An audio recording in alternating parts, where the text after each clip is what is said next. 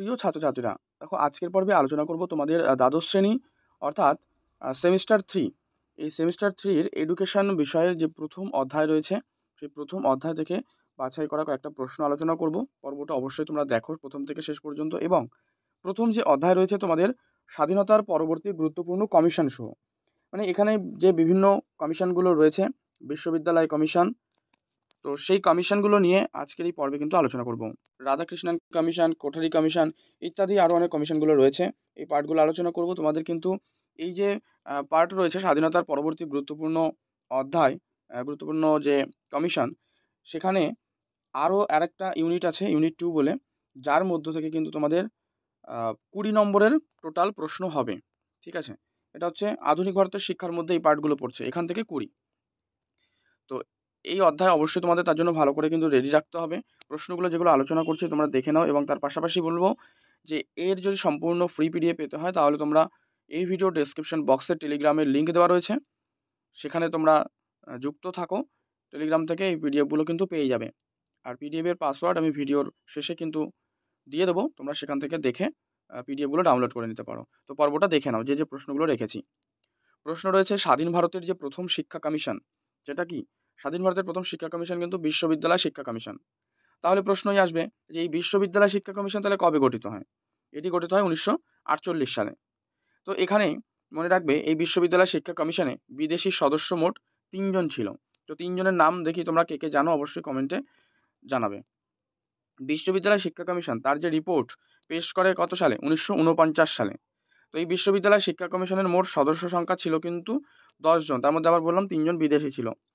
এই যে রাধাকৃষ্ণন কমিশন, তো এই যে রাধাকৃষ্ণন কমিশন এর অপর নামই কিন্তু হলো বিশ্ববিদ্যালয় শিক্ষা কমিশন, বা ঘুরিয়ে যদি বলা হয় বিশ্ববিদ্যালয় শিক্ষা কমিশনের অপর নাম কি, তখন করে দেবে রাধাকৃষ্ণন কমিশন। রাধাকৃষ্ণন কমিশনের ভারতীয় সদস্য কতজন ছিল? 7 জন।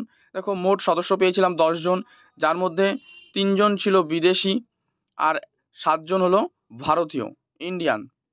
নেক্সট, কোন বিদেশি শিক্ষাবিদ বিশ্ববিদ্যালয় শিক্ষা কমিশনের সদস্য ছিলেন? Doctor JF Duff. দেখো পরপরগুলো কীভাবে তোমরা এই পার্টগুলো পেয়ে যাচ্ছ। ঠিক আছে, বিশ্ববিদ্যালয় শিক্ষা কমিশনের 3 জন বিদেশি শিক্ষাবিদ ছিলেন, সদস্য ছিলেন, তো তার মধ্যে একজনের নাম আমরা কিন্তু পেয়ে গেলাম। নেক্সট, স্বাধীন ভারতের প্রথম যে শিক্ষা কমিশনের সদস্য ছিলেন নাকি? ডক্টর টি স্মিথ। বিশ্ববিদ্যালয় শিক্ষা কমিশনের সদস্য ছিলেন নাকি? রাজা রামমোহন রায়। তার মানে কি বাকি যারা রয়েছে তারা কিন্তু বিশ্ববিদ্যালয় শিক্ষা কমিশনের সদস্য ছিলেন। রাধাকৃষ্ণন কমিশনের রিপোর্টে বলা হয়েছে বিশ্ববিদ্যালয়ে প্রথম সিনেট গঠিত হয়। সিনেট গঠিত হবে কতজন সদস্য নিয়ে? 100 জন। 100 জন মেম্বার নিয়ে কিন্তু বিশ্ববিদ্যালয়ের প্রথম যে সিনেট সেটা গঠন করা হবে। এবং এই কমিশনেরই অনুযায়ী, রিপোর্ট অনুযায়ী শিক্ষকদের কার্যকালের যে মেয়াদ সেটা হবে 60 বছর। মানে একজন শিক্ষক 60 বছর পর্যন্ত শিক্ষকতা করতে পারবেন।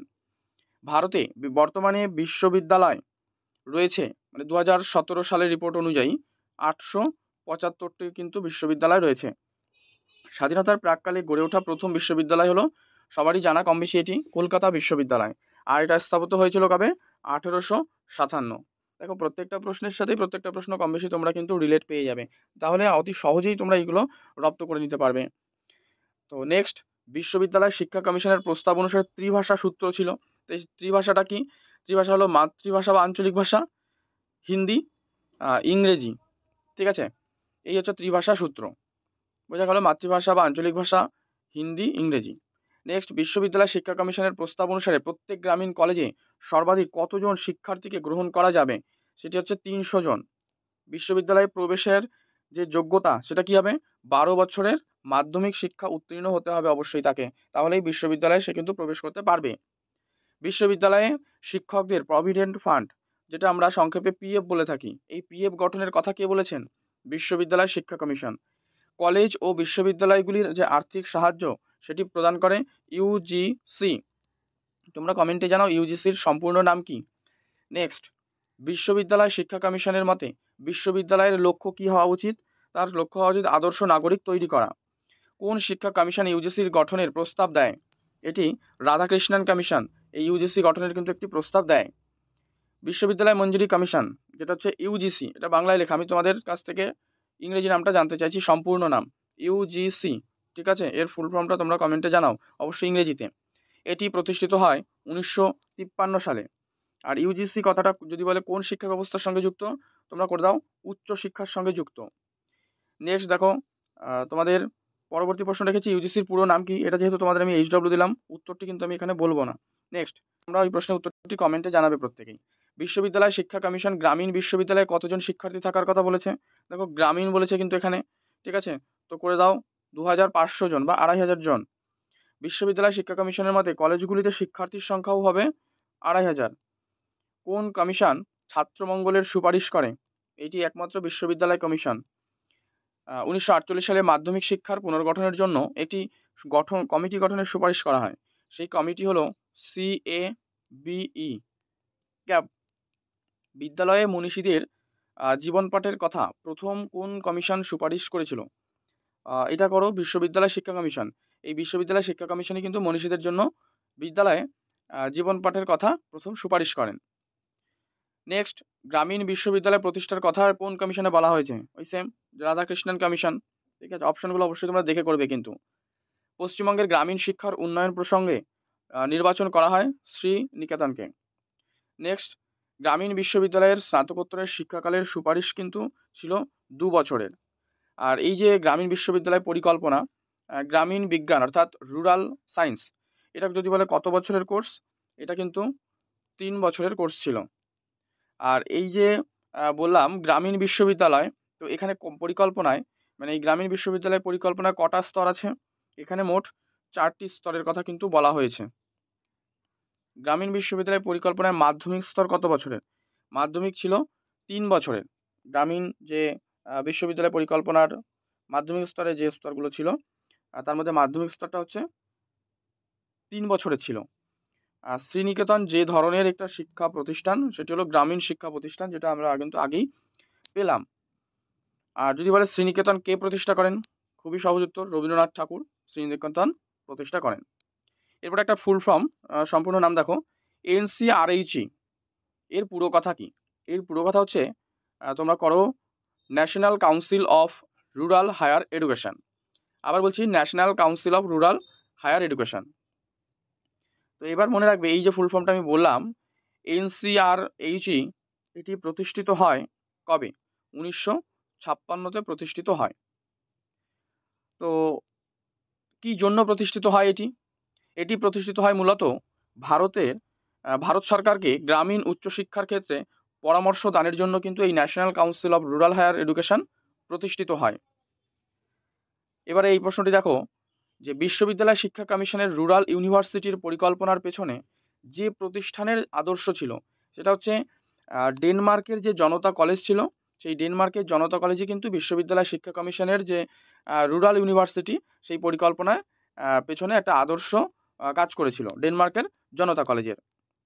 কোন প্রতিষ্ঠান গ্রামীণ বিশ্ববিদ্যালয়ের পরিবর্তে গ্রামীণ প্রতিষ্ঠান বা রুরাল ইনস্টিটিউট প্রতিষ্ঠার কথা বলেন? NCRHE। নেক্সট ভারতে একটি অন্যতম রুরাল ইনস্টিটিউট গড়ে উঠেছে রাজস্থানের উদয়পুরে। এটি মনে রাখবে, এটা খুবই ইম্পর্টেন্ট একটা কোয়েশ্চেন। পশ্চিমবঙ্গের রাজ্য বিশ্ববিদ্যালয় কোনটি? পশ্চিমবঙ্গে দেখো রাজ্য বিশ্ববিদ্যালয় এখানে অপশান অনুযায়ী যেগুলো দেওয়া রয়েছে সেক্ষেত্রে সবগুলোই ঠিক হবে। কি কি রয়েছে? বিদ্যাসাগর বিশ্ববিদ্যালয়, কলিকাতা বিশ্ববিদ্যালয় এবং কল্যাণী বিশ্ববিদ্যালয়, এগুলো পশ্চিমবঙ্গের কিন্তু রাজ্য বিশ্ববিদ্যালয়, ঠিক আছে। যদি বলে পশ্চিমবঙ্গের একটি কেন্দ্রীয় বিশ্ববিদ্যালয়ের নাম লেখো, তখন করে দেবে বিশ্বভারতী বিশ্ববিদ্যালয়। আগেরগুলো ছিল কি রাজ্য বিশ্ববিদ্যালয়। আর এখন তোমাকে বলছে পশ্চিমবঙ্গেই অবস্থিত কিন্তু একটা কেন্দ্রীয় বিশ্ববিদ্যালয়, যেটি হবে বিশ্বভারতী বিশ্ববিদ্যালয়। নিম্নলিখিত কোন শিক্ষাবিদ বিশ্ববিদ্যালয় শিক্ষা কমিশন ও মাধ্যমিক শিক্ষা কমিশনের উভয়েরই সদস্য ছিলেন? ডক্টর লক্ষণস্বামী মুদালিয়ার। রাধাকৃষ্ণন কমিশনের প্রতিবেদনে পৃষ্ঠা সংখ্যা কত? 747টি। ডক্টর টি গার্ড নিম্নলিখিত কোন শিক্ষা কমিশনের সদস্য ছিলেন? বিশ্ববিদ্যালয় শিক্ষা কমিশন। ভারত সরকার কবে এক বিশেষ আদেশ বলে ডক্টর সর্বপল্লী রাধাকৃষ্ণনের সভাপতিত্বে বিশ্ববিদ্যালয় শিক্ষা কমিশন গঠনের কথা ঘোষণা করে? 1948 খ্রিস্টাব্দের 5ই নভেম্বর। গণতান্ত্রিক সমাজাদর্শের মূলভিত্তি কি? সেটি হলো সামাজিক ন্যায় বিচার, স্বাধীনতা, সম অধিকার ও সৌভ্রাতৃত্ব। Option A. রাধাকৃষ্ণন কমিশন বিশ্ববিদ্যালয়গুলিতে কাজের দিন হিসাবে কতদিন ধার্য করা হয়েছে? সেখানে 243 দিন কিন্তু কাজের দিন হিসাবে ধার্য করা হয়েছে। রাধাকৃষ্ণন কমিশন যে স্তরের উন্নতির জন্য গঠিত সেটি হলো উচ্চ শিক্ষা, ঠিক আছে, উচ্চ এডুকেশন। রাধাকৃষ্ণন কমিশনের বিশ্ববিদ্যালয়ের লেকচারারদের জন্য কোন বেতন কাঠামো স্থির করেছিল? সেটা করবে তোমরা এখানে দেখো উত্তরটা কিন্তু নয়, বলেছে রাধাকৃষ্ণন কমিশন বিশ্ববিদ্যালয়ের লেকচারারদের জন্য কোন বেতন কাঠামো স্থির করেছিলেন? এটা তোমরা করবে যে 325-600। রাধাকৃষ্ণন কমিশন বিশ্ববিদ্যালয় ইনস্ট্রাক্টরদের জন্য কোন বেতন কাঠামো স্থির করেছিল? সেটা হচ্ছে 250 টাকা। রাধাকৃষ্ণন কমিশন বিশ্ববিদ্যালয়ের রিসার্চ ফেলোদের জন্য কোন বেতন কাঠামোর সুপারিশ করে? এটি করবে 250, 25, 500 টাকা, ঠিক আছে। তো এই হচ্ছে তোমাদের সম্পূর্ণ প্রশ্ন সেট নিয়ে আলোচনা করলাম। পরবর্তী যদি ভালো লাগে অবশ্যই লাইক করে দিও, শেয়ার করে দিও তোমার বন্ধুদের মধ্যে।